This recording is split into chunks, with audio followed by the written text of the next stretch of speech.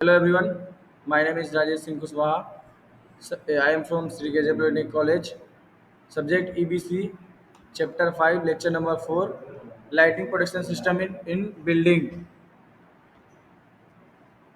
आज हम lighting protection system in building के विषय में बात करने वाले हैं। लाइटनिंग लाइटिंग का मतलब यह होता है कि यदि जो बिजली है उसे हम लाइटनिंग कहते हैं। लाइटनिंग प्रोटेक्शन स्कीम का मतलब यह नहीं होता है कि जब भी लाइटनिंग गिरती है तो हम उसे उसको रोकना चाहते हैं। वो एक नेचुरल फिनोमिना है, जो गिरने वाली है वो गिरेगी।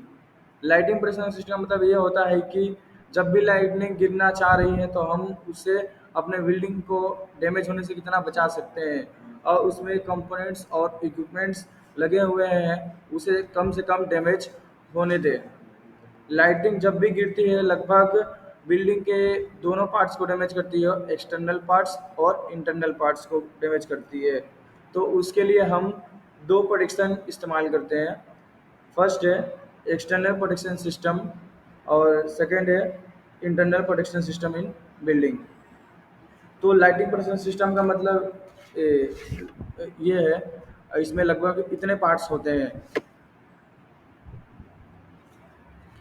Protection system of building by lightning arrester. इसके अंदर फर्स्ट आता है air termination, down conductor, bond internal metal part to external LPS, earth termination, earth electrode, fastener, joints और लाइटनिंग प्रोटेक्शन सिस्टम एलपीएस और मेटल क्लेड बिल्डिंग। तो सबसे पहले हम बात करेंगे एयर टर्मिनेशन, जो इसका हम एक्सप्लेनेशन और टर्मिनोलॉजी समझेंगे। एयर टर्मिनेशन एयर टर्मिनेशन मतलब इसमें इसका डेफिनेशन जानेंगे। It has a critical role capturing the fullness of lightning strike current and challenging this safety to the conductor network to protect the building. It will be kept at the highest point of the building. इसका मतलब यह होता है कि जो हमारा lighting road होता है वो लगभग बिल्डिंग के सबसे ऊपर लगा होता है, उसके ऊपर कोई दूसरी चीज़ नहीं होनी चाहिए, या तो उस लेवल के नीचे होनी चाहिए। जैसे कि सोलर पैनल उसके नीचे लगा होना चाहिए, क्योंकि जब भी लाइटनिंग स्ट्राइक हो तो बिल्डिंग के सबसे ऊपर लाइटनिंग रोड के ऊपर हो।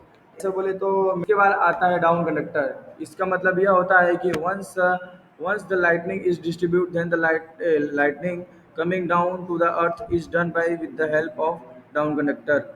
जब लाइटनिंग स्ट्राइक होते हैं तो डाउन कंडक्टर के थ्रू डिस्ट्रीब्यूट होता है, जो कि अर्थ टर्मिनेशन तक ले जाती है, ग्राउंड लेवल तक, without the help of down conductor.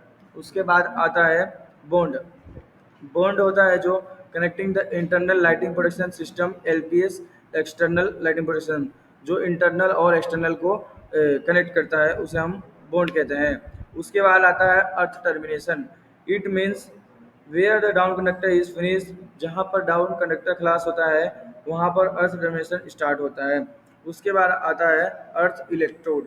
जहाँ पर डाउन कंडक्टर जहाँ पर डाउन कंडक्टर खत्म हो रहा है उसके नीचे अर्थ इलेक्ट्रोड लगा होता है। उसका डेफिनेशन यह है, it is kept under the ground after termination to dissipate the lightning in the ground.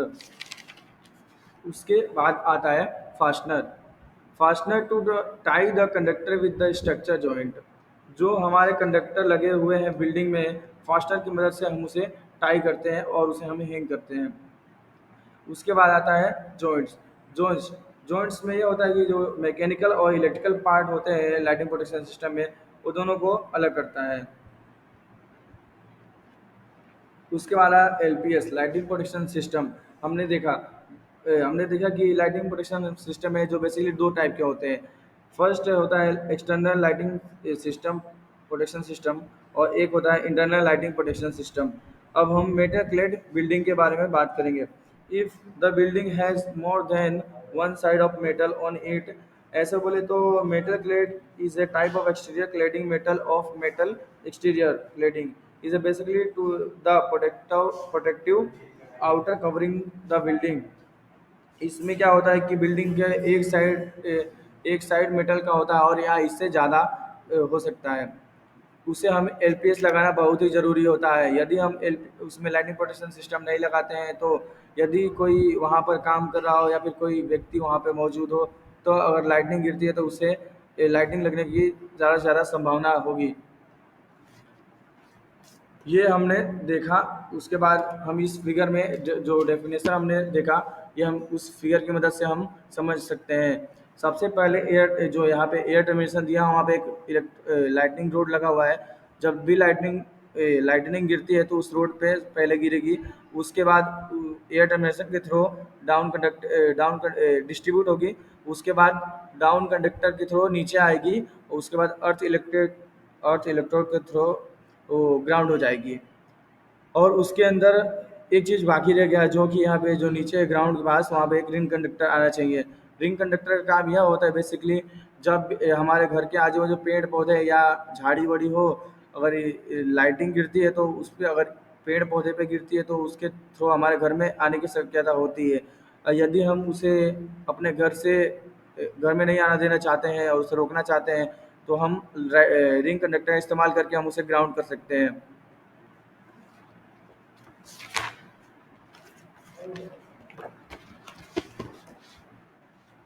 उसके बाद आता है जो कि हमें पॉइंट, जब भी एलपीएस लगाते हैं हम उसे पॉइंट को ध्यान में रखना चाहिए। तो उसमें सबसे उसके अंदर जानते हैं क्या क्या होता है। लाइटिंग डिस्चार्ज होता है यूनि डायरेक्शन टू 100 से 200 के किलो एम्पियर का होता है। The characteristic of structure, material and dimension of copper aluminium और शेप एंड साइज। और IEC 62305 और IS 2309 और इंटरनल इलेक्ट्रोमैकेनिकल कमीशनल, ये होता है। हम इसे बारी बारी करके जानेंगे।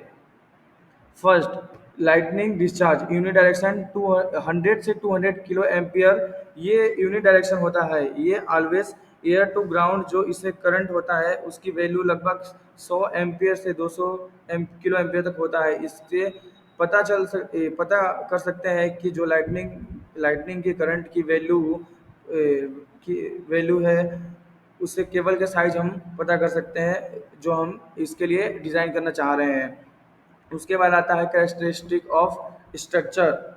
इट मीन्स यदि आपका बिल्डिंग 10 लाख का है तो हम उसके लिए 12 लाख का प्रोटेक्शन सिस्टम इस्तेमाल नहीं करना चाहिए। आप पहले से देख के पता कर सकते हैं और एवेल्युएट कर सकते हैं कि किस एरिया में आपके बिल्डिंग में ज़्यादा लाइटनिंग स्ट्राइक हो रही है और कितना लाइटनिंग गिर रहा है। उस करंट की मदद से हम पता कर सकते हैं। उसके बाद आता है मटेरियल एंड डायमेंशन। कॉपर और एल्युमिनियम के नाम से पता कर सकते हैं कि यहाँ पे कंडक्टर की बात हो रही है। हमें ए, हमें यूज़ करते हैं डाउन कंडक्टर में, जो एयर टर्मिनेशन और अर्थ टर्मिनेशन में मदद करती है। उसके बाद आता है शेप एंड साइज।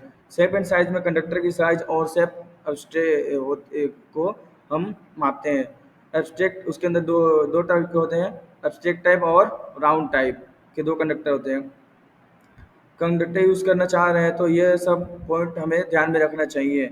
उसके बाद आता है रूल्स, जो हमें कंसीडर करना चाहिए जब भी हम एलपीएस लाइटिंग प्रोटेक्शन सिस्टम की बात करते हैं तब। उसमें आता है IEC 62305। ये इंटरनल इलेक्ट्रिकल टेक्निकल कमीशन, ये इंटरनेशनल बिल्डिंग के लिए इस्तेमाल किया जाता है। उसके बाद ये IS 2309, ये इंडियन स्टैंडर्ड 2309, इंडिया में जो भी बिल्डिंग बनती है उसके इस हिसाब से बनती है।